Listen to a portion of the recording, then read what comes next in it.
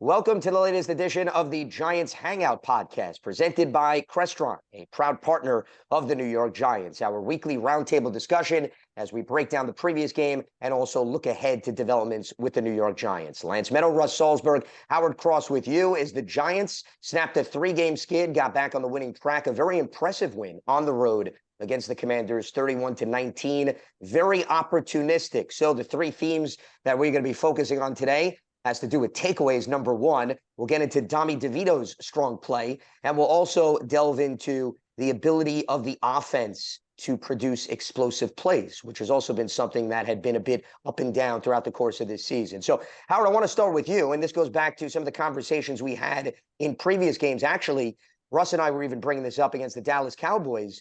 The fact that, if you remember, they got takeaways against the Cowboys and they set themselves up on short fields. Unfortunately, we're not able to capitalize. Well, here you get 6 takeaways. But to me, the most important statistic is 24 points off of those 6 takeaways. And the point being, they took those takeaways and they translated it to points on the offensive end. It was true complementary football on full display. Well, yes, I think it was. I think there's a lot of things to say about the game. I think the Giants did a good job taking advantage of some opportunities. I think also they realized something that was going on during the game that, maybe the fans at home didn't realize. Maybe the first game I've ever seen in history that didn't have an offensive holding penalty. And once they figured that out, then it kind of helped them. In the first part of the game, you saw it play so they outside to Saquon. You're like, okay. Oh, no flag. Interesting. And they were doing the same thing on both sides. Once they figured out that's how they were called in the game, things started to get a little easier for them on the offensive side, and it helped them out a lot.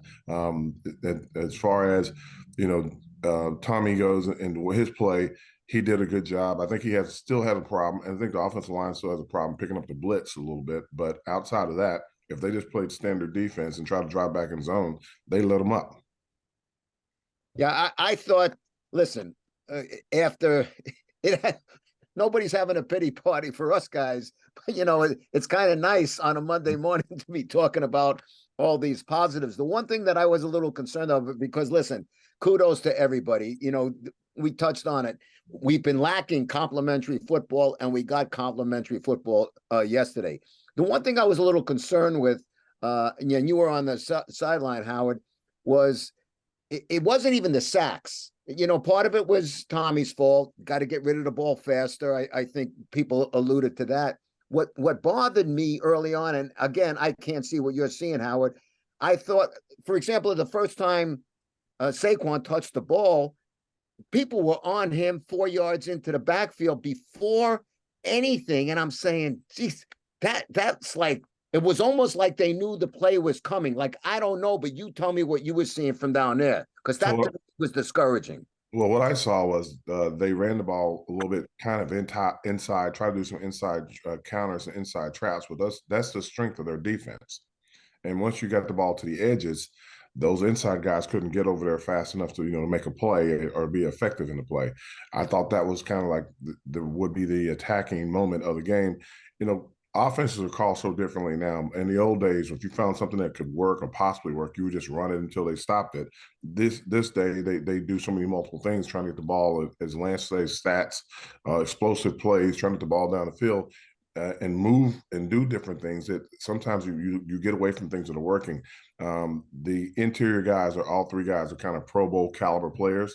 You run it at them, they're going to make plays on us. You got a rookie at center and 2 guards that are trying to do their best to hold up in there. So if you pull, one of those guys are coming right behind the pull guy and making a play. If you don't run this basic, what we call base plays, where you double team up to the second level, they have the advantage. Yeah, to me, what was impressive about Tommy DeVito, especially in that first half, I mean, he's completing passes, and that defense is knowing they're not running the ball. Mm-hmm. The Giants were not going to be running the ball. They have -1 yards for the first half, I think it was, or 0 yards. Mm-hmm. 0, yeah. Yeah, Tommy, they're knowing this third string quarterback is going to be throwing a ball, and he did a heck of a job. I mean, there was some really bullet passes, on the money passes.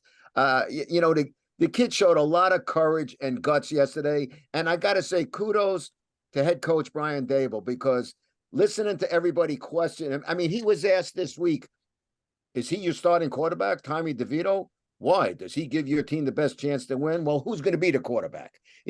But the point was, Coach was saying, Dable was saying he was seeing improvement. He was seeing the energy in practice. And you know what? The improvement came yesterday. After a couple of games, the improvement came yesterday, and it was displayed pretty darn good. Yeah, like I said, don't overlook the fact that, again, when they played zone defense, they haven't had any pass rush presence since they left the two big guys left on the edge with a Young and a Sweat. So those two guys are gone. So their pass rush, I think they had one sack since that moment. When they had plays or made plays in the passing game, meaning sacks, it was because they were blitzing and bringing extra players. A lot of times, unfortunately for Tommy, he was like ready to throw the ball or getting ready to throw the ball, but he didn't realize where the blitz was coming from, and that's how they got to him. And that's what he was faced with. Every time they would not blitz, it's like they were picked up. You could double down on the two interior guys. The outside guys weren't much of a threat. They were down three. Actually, they're down their top three pass rushers because two of them have been traded and the one kid is hurt. So that's kind of what got them kind of going and gave Tommy the opportunities. Tommy had almost a 7-on-7 kind of experience because when you're sitting back there blocking and no one's getting in your face, you can throw it and you can find your guys. Yeah, James Smith-Williams is the third pass rusher, Howard, that you're referring to. He was out. And you look at David Medow, the former Giants linebacker, had 2 sacks. So your point is well taken about the blitz. David Medow had 3 career sacks in his first 8+ seasons in the NFL. So when you bring pressure, it does wonders for all the guys in reality and figuratively speaking. The both of you touched on 2 factors, which I think further makes the Giants win impressive. Number one, they absorbed 9 sacks. Normally, okay, and Howard, you can attest to this as a player. You give up 9 sacks, you're probably losing the football game. I mean, this was the first time in Giants history that their quarterback was sacked 9 times and they still won the game. If that doesn't tell you all you need to know, I don't know what does. The second thing is what Russ was talking about with the lack of a run game. They had 8 carries for no yards at halftime. Saquon made up for all those struggles with a 36-yard run and a 31-yard run. I mean, he was responsible on 2 runs for pretty much all of their 91 rushing yards. So the point is, in the past, Howard, if you were to say they can't run the ball, they give up 9 sacks, the game is non-competitive. That was not the case yesterday, though. I think, that's where stats fool you, because when you think about things like that, you think about, like, if you can't run the ball, the runs are manipulated in a lot of different ways. When you throw the ball to the back out of the backfield, it's basically a run, especially when he comes out, he's running the bubble routes and wheel routes to the outside. He just didn't take the ball, and no one's really covering him. It's a run almost because they're just not covering him. It's an extended handoff in some cases. So that's how he got the ball. The one pass down the field was a good pass, but the other plays were just dump passes outside where he caught the ball and just made guys miss. So even though you're not taking the ball as a handoff in the backfield and you're dumping it down to your back right on the edge and he's running it, you're just getting him outside the defense. And like I said, I'm not beating on refs, positive or negative. The only crew I've ever seen that never had an offensive holding penalty. It's easier when you get on the outside and guys can get a little extra cloth and hold you a little bit. So when you get out there, you get a little extra freedom. Well, and that's why. Go ahead, Russ. Yeah. No. I was just going to say also, Brian Dable alluded to it in the in his post game, and I thought he had a good game as well, Wan'Dale Robinson. But he alluded to Robinson on a big run by Saquon. It was Wan'Dale who made it happen, which I didn't notice that as I'm watching it. Wan'Dale made it happen with an initial cut or block or what, but I thought Wan'Dale he had a great game, catching the ball. He had a great game getting involved in because a guy that size, you don't expect him to block you, right? So he kind of shocked the guy, and the guy kind of like, oh wait a minute, and he's kind of changes his line of sight, and by the time he got his eyes back up, Saquon was running by him. I also thought that Dable was giving Wan'Dale credit for the wheel route, the touchdown play that Saquon caught for 24 yards out, and how Wan'Dale cleared things out by drawing the attention of the Washington defense. It may have been that as well. Either way, Wan'Dale Robinson did things yesterday, which is, I think, what your point was, Russ, that don't necessarily always show up in the box score. And you need plays like that, too. You need the defense to respect, Howard, other guys that don't necessarily always have the football in their hands. And to me, that was made apparent because of what you were bringing up that I had mentioned in passing earlier, explosive plays. They had 7 plays of 20-plus yards, 2 on the ground, 5 through the air. Wandell had 1 of them. Darius Slayton had 2 of them, including a touchdown. Saquon was involved as a receiver. You know, we're talking about multiple players chipping in, and then what happens, Howard, is you're not going 10 plays, 90 yards, 13 plays, 95 yards. Hey, you could smirk all you want. You're going 4 plays. I love the way and you, you're avoiding the negative plays. I love the way you Yes. explain the game without explaining the opponent. Look at who you're playing. They are Sure. bad. They were super horrible on the back end. And Without a doubt. When you're super bad on Well, the back but end, you're supposed to take advantage of that, Howard. That's my they point. did. Right? They actually got a chance to. So that's my point. Yeah, that's exactly my point. Yeah. As long as they weren't blitzing, when they didn't blitz, they knew, which again, I'm still confused why Rivera didn't do it. He could have blitzed every down.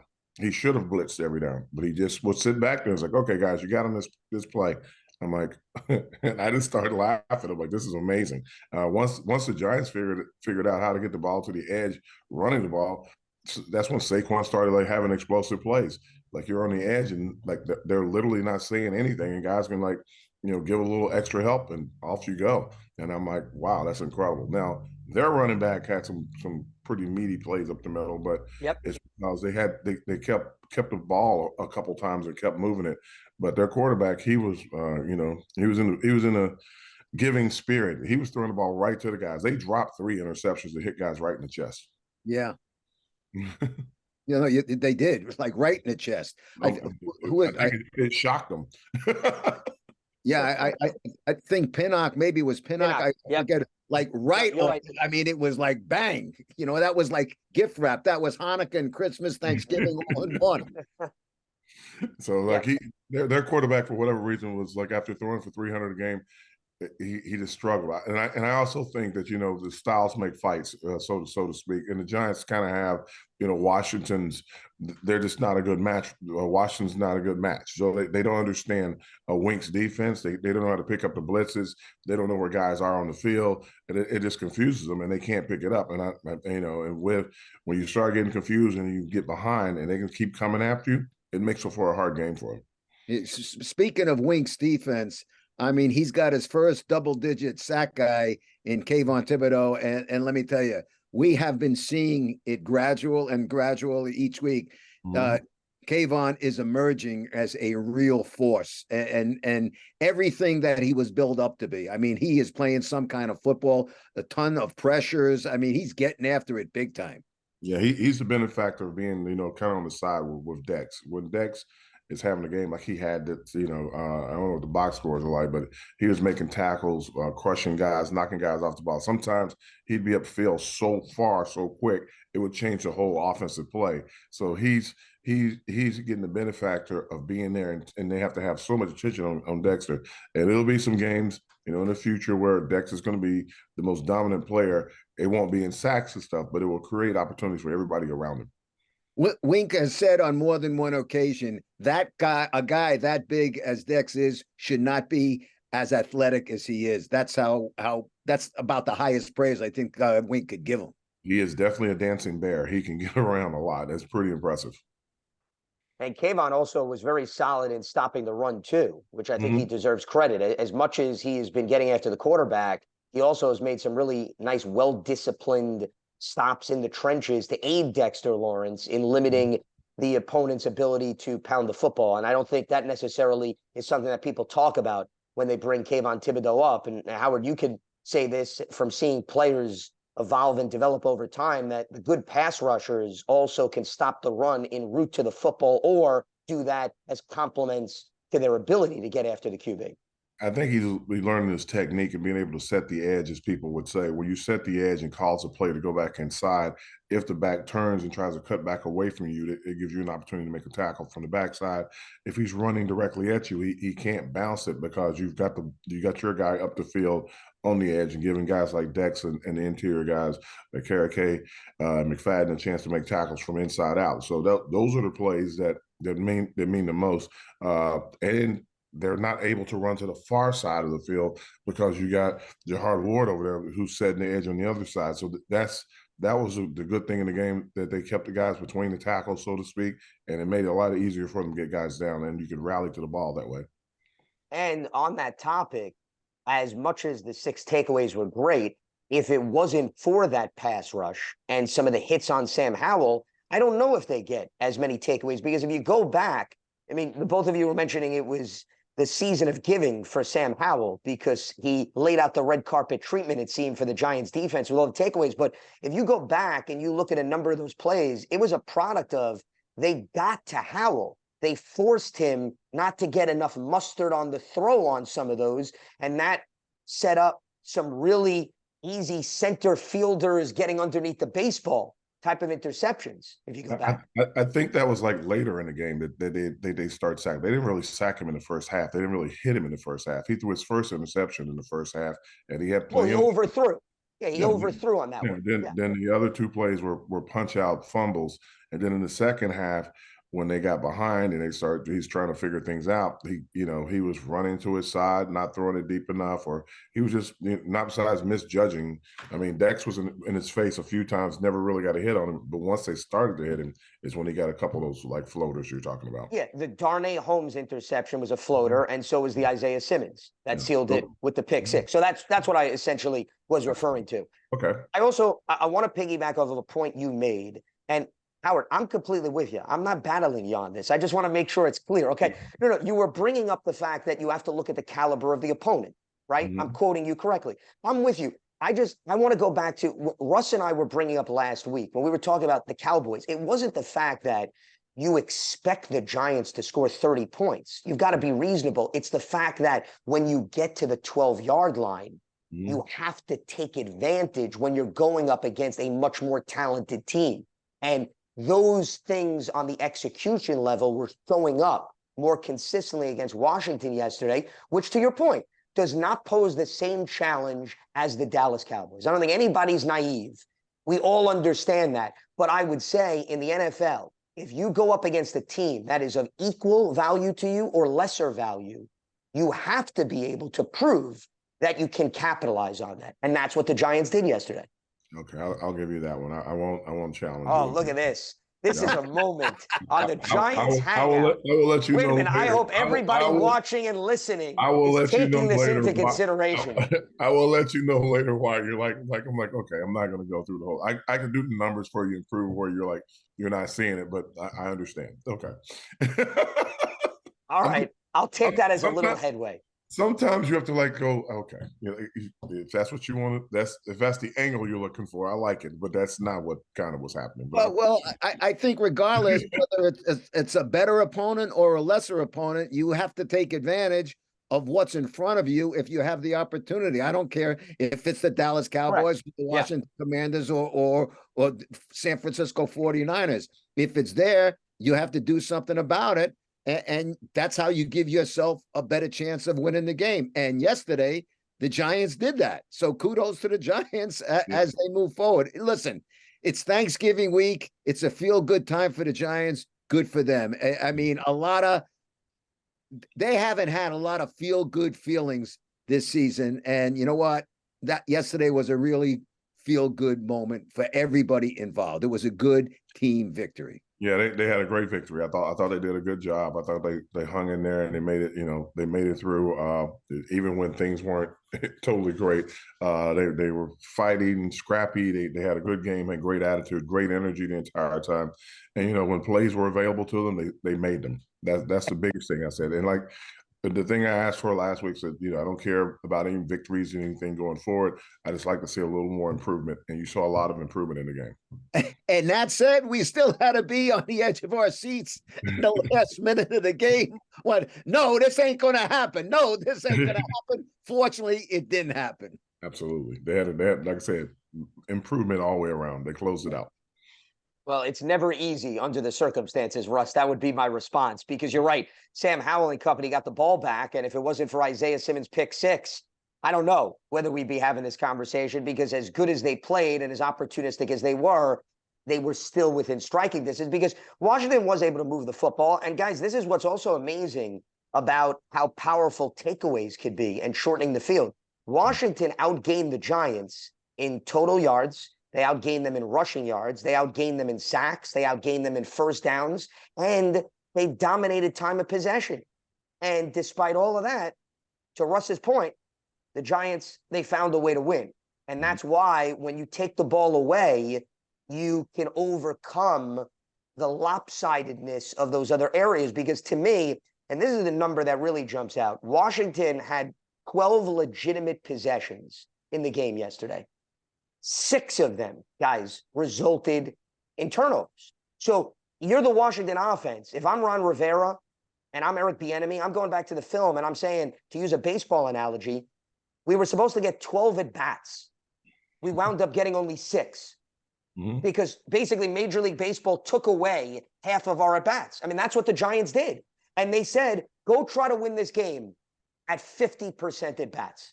That's what the Giants did to the Commanders. Well, what have we been saying for a long time?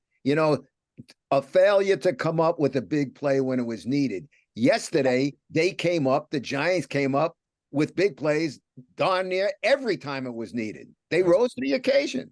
They did a great job. I like I said again, taking advantage of your opportunities is a great way to win a game, and seeing improvement all around the board. A little sketchy with the special teams still, but they're going to get to that part too, I'm assuming. And as far as the explosive plays are concerned, I think also a nice confidence boost for Tommy DeVito, who has only had 2 starts under his belt. And when you're able to get the ball out into open space and have your playmakers do some of the heavy lifting, it takes the pressure off of you to have to once again methodically move the ball up and down the field. And to me, that was at least noticeable throughout the course of the game.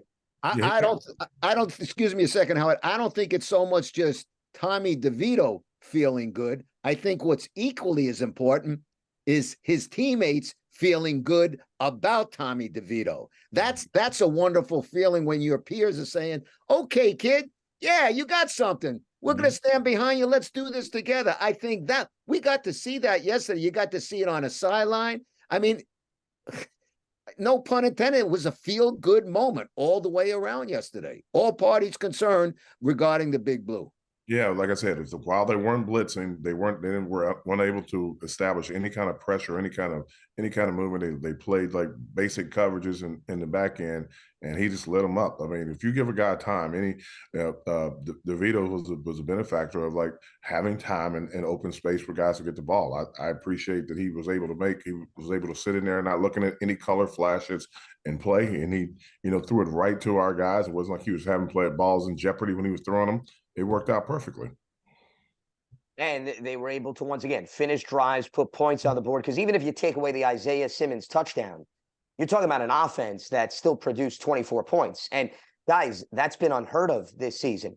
I mean, it's hard to believe that we're now 11 games into the season, and the Giants have only scored more than 20 points twice in 11 games. It was this game and the Arizona game. And remember, in the Arizona game, it happened in the span of 2 quarters in the second half. So this was quite a confidence booster achievement for the offense, Russ, piggybacking off of what you said. And then the other element in play is, think about this. This was a defense that had surrendered nearly 1,000 total yards in the last 2 games combined. I'm taking the Raiders and the Cowboys. Now, Washington had over 400 total yards of offense, but when you get 6 takeaways, and I know 1 came on special teams, at least it gives you the feeling that you're capable of making stops and not have the opposition run over you and find the end zone left and right. which was happening against the Cowboys. So I think Russ's point is well taken. It was a feel-good moment for all three facets because they executed, Howard, to a point that we had not seen really over the last 2 weeks. Well, like I said again, taking advantage of opportunities. They did a great job. I was impressed with the fact they were able to close it out. I knew we were sitting on the edge of our seats a little bit, as Russ said, but they were able to close it out. And again, that's thanks a little bit to the Commanders as well. They were struggling, and we took advantage of the struggles. Well, technically, you were standing on the edge, weren't you? You weren't sitting on the edge. If we're being politically correct on this program, right? I said before the game, I said we're going to see which team has the worst, has the worst losses. And I explained how the Commanders had lost 2 of their pass rushers. Their big time receiving back was out, and a couple other linemen had shuffled around, so they had some losses. And the Giants had a few losses themselves going into the game. I said, but right now it looks like the Commanders have more losses than the Giants, so maybe the Giants can get a win today. And it turned out that's how it worked out. And then as far as the standings are concerned, the Giants get their second win in the division. We're not looking ahead and we're not talking playoffs. That's not the point of this. But this is a team, Howard, that you were referencing that has had the number of the Commanders as of late. It's kind of interesting when, guys, you look at the division. The Eagles and the Cowboys have had the Giants number. They've dominated in recent history. But 11 meetings now between the Giants and the Commanders. The Giants have 8 wins. They have 2 losses. They have 1 tie. There's something about this matchup in which, and we're talking about multiple coaches, multiple coordinators, different personnel. This is not one lengthy run where it's the same thing. And that is also unusual when you take a look at that and how the Giants just continue to find ways to beat the Commanders, regardless of also where the game is being played too. I remember when I came into the league, we used to beat Washington all the time, but we couldn't beat the Eagles. But we beat the Cowboys, but for whatever reason, we just couldn't find a way to beat the Eagles. And Washington always beat the Eagles. It was just a weird, like I said, styles make fights. It's just weird sometimes how it works out. I agree with that. It almost is the styles make fights. I totally agree with, but sometimes there is no rhyme or reason. It just, like you say, one guy can beat one guy. It's like fighters. One fighter can beat this guy, but he can't beat the other guy, and the other guy knocks him out. That's just the way it goes. I think it goes in streaks, in bunches. It can last for years, and then it gets turned around. Then it's flipped. I don't read too much into that. It flips for a long time, and when it flips, it goes like the other side. It's really, the Giants. We beat. I think I was on the air when we beat the Eagles every game for like 89 appearances. It was like, I'm like, wow, we beat them 8 times in a row. You just start thinking about things like that, but it's nothing it's nothing you're doing personally other than playing the team. You have a little more confidence against that team as well, because you go and you think, well, at least we're gonna get a win right here. That's kind of how you go into it, and it's kind of funny that they went into the game looking at it like that and they won. Now, looking ahead, because I think this is what, Howard, you were alluding to in terms of style of fights and matchups. They have a New England team coming in next week. This is the last game before the bye. And this is another team, much like the Commanders, that has its fair share of issues, has struggled to score points. Mac Jones has been turnover prone. I think what you're looking for now out of the Giants is consistency from one game to another. On the flip side of what we saw, right, between the Raiders and the Cowboys, meaning the things that applied to this win, I would argue it should be expected. That could be a reasonable expectation that it could show up again against a New England team. Okay. Oh, now you're singing my music. All right. We're on the same page. I don't want to bring you to the dark side, Howard. We're not even close. We're not even close. Okay. Well, why is it too much to ask for them to try to capitalize against a New England? Who are you playing against? You're playing against Bill Belichick. I understand where you're going with this. And do rookie quarterbacks have any success against Belichick? No, they've had a very tough track record. Absolutely.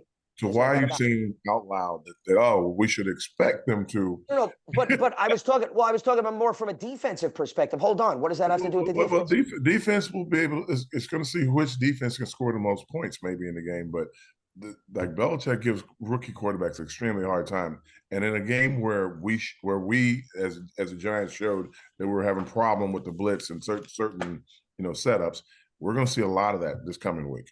We're going to see a ton of it, and Hopefully Tommy keeps his feet. Hopefully he can cover himself and protect the ball. But that's what we're going to be looking at. We're going to be looking at an offensive line that's going to be challenged to the highest level of challenges, because they're going to watch the tape and be like, oh, just blitz them. And they're going to send different blitzes and different structured blitzes over and over and over and over again. And the Giants are going to have to find a way to, it might be a 3-6 game. It might be determined by who has a better punt team and whose punter is doing best. And we have had some, showed some flaws in our punt protection, and they're going to be focused on that. So there's going to be a lot of stuff that's going to be tested in this game coming up. We should, in theory, win. We should have the advantage, but we have some flaws, and they're going to, unlike other teams that will, go away from tendencies, he will attack the tendencies the entire time. Yeah, Howard and Lance, I agree with that logic, that thinking, Howard, because I was saying to myself after the game, and say, okay, they got the Patriots coming in. Patriots have their woes, but it's Bill Belichick, but it's a rookie. It's not just a rookie quarterback. It's an undrafted, practice squad quarterback. But having said that, if nothing else, Howard, I think you would agree, if nothing else, Tommy's confidence, his comfort level has to be better, or has to be more improved than it was going into yesterday's game. So I think in that respect, like, I'm not saying he's going to have a banner game. He's not going to throw another 3 touchdown passes, but I think he will be more comfortable, and his teammates will be more comfortable around him. Absolutely. I think everybody will be comfortable around him, but again, realize what you're playing against and what's happening. So my expectations is to see a low scoring game and a big defensive battle between the two. And once again, I'm not expecting it to be an offensive clinic. In fairness, though, Sam Howell, and I know technically he's not a rookie, but the Commanders did beat the Patriots not too long ago, and Howell is a starter for the first time in his career this year in terms of an entire season, and they wound up winning that game. Not saying he put up 5 touchdowns, but they did find a way to win, and they did it because they got a key turnover off of Mac Jones late, and we saw he has problems with that. We don't know who's going to start. Remember, Bailey Zappi replaced Mac Jones late in the game in Germany. It's possible we don't see Mac Jones, but I think it's an attractive matchup for the Giants defense to maybe accomplish some of the things that we saw against Washington. One other thing that I want to touch on, which I think falls into that category, you had alluded to it earlier, Howard, as an extension to the run game. Saquon was highlighted as a receiver, probably more than we had seen in quite some time yesterday. Probably got to go back to really his rookie year when he had 92 catches. And that element seems to give the offense a little bit more of a push and something else that the defense needs to focus. I wonder if what they saw yesterday, and I know you're going to tell me it's matchup based and there were no holding calls and the edge was very attractive. I get all that, but it's a facet that perhaps the Giants may want to tap into a little bit more often moving forward, because if you can't run the ball the conventional way, we know you get Saquon out in open space. What's the difference, Howard, if you get 6 yards through the air or you get 6 yards on the ground? As you were mentioning, they're pretty much equivalent. They are equivalent, but again, you have to think about how the game flow works. Like when the blitz was happening, Saquon was in trying to help protect on the blitz. When the blitz wasn't happening, he was able to check out and slide and do some of those routes, and that's what made him an attractive option out there when you're throwing the ball. If, like I said, no blitz, he's free to roam, and you can give him the ball in open space. Blitz, he's standing to help just like everybody else to block. And like I said, we'll see whether or not they can piggyback off of that and carry that over. But I do think it's a strong part of this offense because of Saquon's abilities. I mean, Howard, it was quite some time since we saw him even score 2 touchdowns through the air in the same game. Well, it's been quite some time, Lance. It's been quite some time since anybody scored 2 touchdowns in a game. Absolutely, yes. But I also think that, listen, if Saquon has the ability to run the ball, that also makes the point of him being able to catch the ball, makes it that much more dangerous as an option, because now they don't know what to do. That, to me, like I brought that up earlier, they had 8 carries for 0 yards. We were talking about it in the first half. So to me, that was remarkable what Tommy DeVito was able to do, because they had to know this kid was going to pass the ball and he was making the connections. Okay, I'll go with that. I'm not going to argue that. I could explain it, but I'll go with that. I like that. Wow, I mean, Howard, I'm a little surprised here that you're holding back on us today. I feel like we're being cheated. We're being cheated on the Giants Hangout. This is not fair. Listen, It's really I'm not fair. explaining The it. public I'm explaining wants. it to you. If I tell you what it is, and you keep telling me like, okay, it's the stats. I'm like, okay, Saquon's ability to catch the ball out of the backfield is because you hand it off to him. They overcommit to the run to make sure he can't get out. You hand it off to him, overcommit to the run so he can't get out.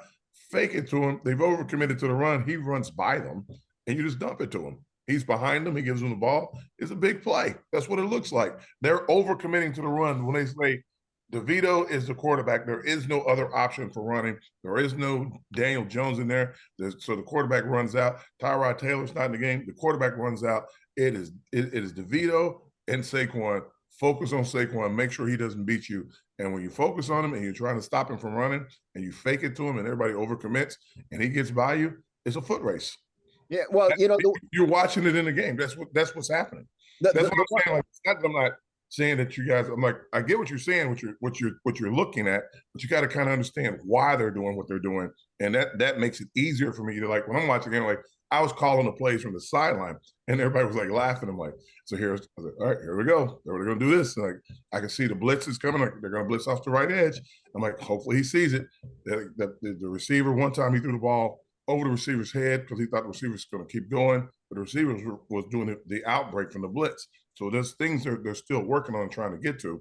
By the time he gets to all of them, Tyrod will be back. So that's going to be the other thing. So it's going to be interesting to see. The one thing you said, Howard, that I totally agree with, it doesn't matter, if Saquon is taking a handoff or it's just a short outlet pass. And that's some of the things that I always laugh about when you look at the yardage for quarterbacks. They'll say he threw for 300 or 400 yards, and 150 of them came on little out passes that guys ran for 30 and 40 yards. That's it looks in the stat as a 30-yard or 40-yard touchdown completion, but that's not really the case. The case was the catch and run. So I agree with you on that, Howard. Like, you got to see things like they tried to run the delayed handoff a couple times, and it was delayed handoff to Saquon. He got crushed in the backfield every time they did it. Because why? All eyes are on 2-6. Like, okay, well, if you're going to keep your eyes on him, let's put him out on the edge and see if you can keep up with him. And that's what changed the game for them in the run game. Well, Russ, you're referring to yardage after the catch, and sometimes it's a 50-yard bomb down the field, or it could be a 5-yard pass, and then the running back and the receiver gets a lot more yardage. That just goes to what Howard said earlier. I don't care if Saquon's getting a handoff or of a 2-yard pass. Having the ball in his hands makes him and the Giants that much more dangerous. That's all. Sure. Yeah, and the numbers add up the same, which was my point. It doesn't matter what classification you put it in. But I just want our viewers and our listeners to understand that Howard apparently is going to be sitting right next to Mike Kafka this week, since he knows the offense so well and knows all the plays. So you're not going to be reporting from the sideline this week, right? You're going to be right in the booth calling the plays, apparently. I call the plays on the offense. I call the plays on the defense. I can see some of the stuff that's happening, and you start to understand it because, again, it's not rocket science when you start to see things like unfold in the game. Like the no holding thing was like amazing. I'm like, I wonder how long it's going to take them to figure that out. And like once they start, we were talking about it on the air the entire game. Like Bob Papa must have mentioned it 7 times. Like, I've never seen a game where there's no offensive holding. Like, you're right. They're like, let's go to the edges. Let's see what happens. They started going to the edge. Like it happened to us a couple of times. They would run to the edge if they could just get a little leverage. They would tackle the outside guy, and everybody have to run over to make the play on the outside. But they would tackle the guy who was setting the edge and then let the play go. I was like, interesting. So it's just some crews do things differently, and you got to know what you're looking at when you're working with a crew.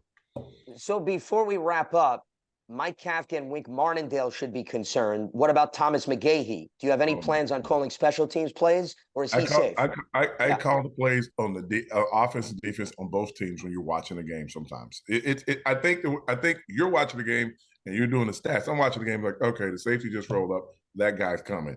Like you're watching it and you're hoping that the team that's playing, either team is picking it up fast enough. You know, you can see he looks like he's blitzing. Like the safety's back, he's not blitzing because if he blitzes, there's no one to cover. So like you see things like, okay, you're hoping that they're picking it up as you go. That's just football with the way we watch it. All right, so I'm adding Ron Rivera and Eric Bieniemy and Jack Del Rio should be just as concerned then, apparently, as the Giants coaching staff. And just to clarify, I'm not writing down stats. I'm using stats as a complementary piece to what I'm also visually and seeing. I understand. I know. No numbers on this program. We can't use any numbers to back up our observations. It's all meaningless numbers to you. Most of it is when you're watching the team.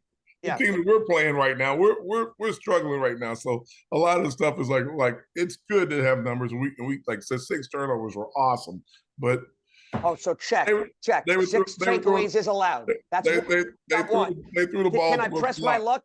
What's another statistic? We should have had 9 takeaways. I think I said they hit us 9 times with the ball. they hit us with the ball. Hey, the best stat from yesterday: 31-19, the final score. The W is always the best stat. And you look in the column today, it's instead of 2-9, it's 3-8. Those are the best stats from the weekend. That's a great stat for the weekend. There you go. And it's a good place to wrap up our discussion as we now spend the next 7 days compiling more stats to bring you in the discussion in the wake of the Patriots game against the Giants next week. Yes. Oh, are you kidding me? Don't tease me like that, Howard. Don't tease me. Are you kidding me? You put me up to the challenge. I will absolutely deliver. It will be a mathematical equation next week. I promise you. I will give you numbers till you're blue in the face. I got my calculator. I'm ready. Yes, do not poke the bear. All right. That is going to wrap up the Giants Hangout podcast. It's presented by Crestron, a proud partner of the New York Giants. Our weekly roundtable discussion, we recap the previous game. We look ahead. Lance Medow, Russ Salzberg, Howard anti-cross numbers as we move forward here on the Giants Hangout. You can stay locked to Giants.com, the mobile app, as well as your favorite podcast platform. We'll speak to you next week. Have a good one.